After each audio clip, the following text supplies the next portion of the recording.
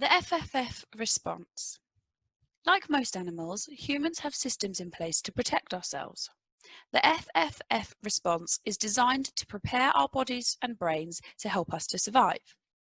If we take ourselves back to being cavemen and consider ourselves faced with a saber-toothed tiger, we have three choices.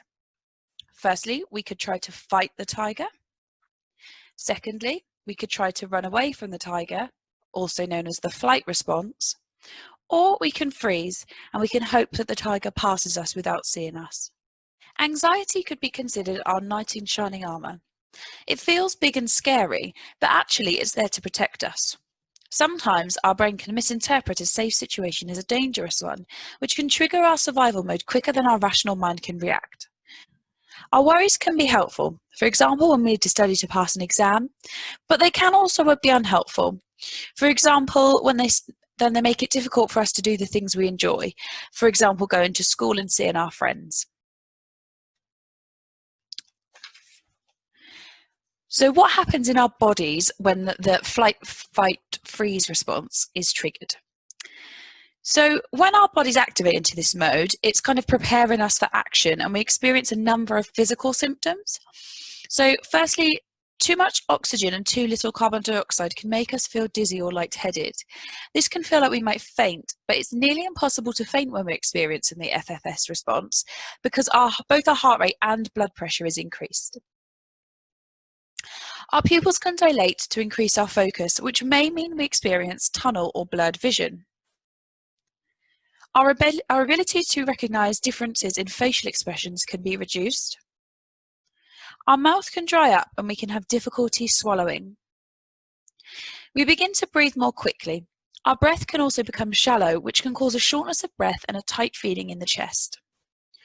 Our heart can begin to beat very, very fast, which can cause strong chest pains, which many people interpret as signs of a medical emergency, such as a heart attack. We can experience tension and muscle pains, especially in larger muscles, such as the thighs, the head, and across our neck and shoulders. Our legs and hands can start shaking or trembling, which can leave us feeling weak. Because the blood rushes around our body towards our major muscle groups, we can often be left with cold hands. The body can start to sweat and our palms may also feel sweaty or clammy. We begin to experience unusual feelings in our stomach. Some people may describe this as butterflies, others feel sick or nauseous. Blood flows away from our digestive system, which can cause our bladder to relax, and in turn we can feel the urge to use the toilet. FFF activations can happen more often when we experience anxiety.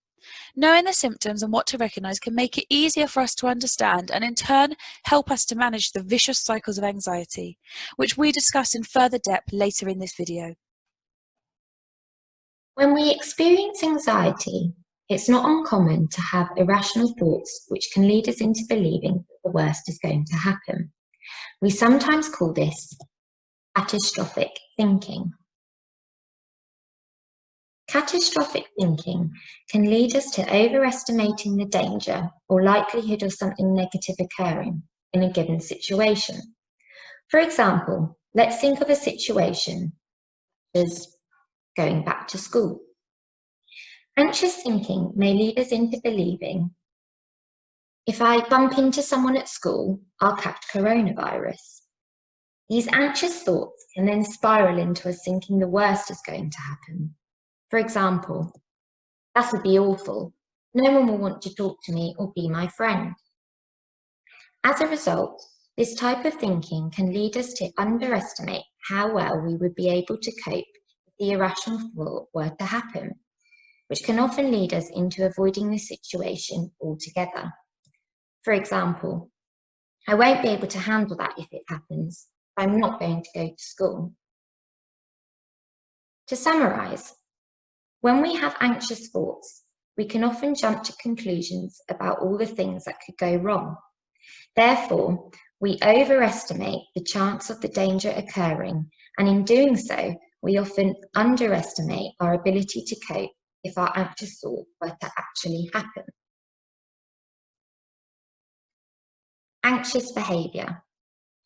Anxiety can often cause us to behave in many different ways. Sometimes it can cause us to behave in ways which make it difficult for others to recognise that we are feeling anxious or whether we are experiencing another emotion. Observing the behaviour of an anxious child is sometimes like looking at a tip of an iceberg. Underlying the anxious behaviour are layers of emotions and feelings. As we've already explored earlier when looking at the flight, fight, freeze model, anxiety is based on the body's response to a perceived threat. So while some of us may display our anxiety by avoiding situations altogether, others may feel the need to react defiantly. This behaviour can sometimes be misread as someone being angry or misbehaving. It's common that some children and young people may find it hard to explain their anxious feelings, so it is important for us to keep an eye out for any changes in behaviour which may be an expression of their anxiety. It's important to note that anxiety is not uniform and that it can be exhibited through many different behaviours.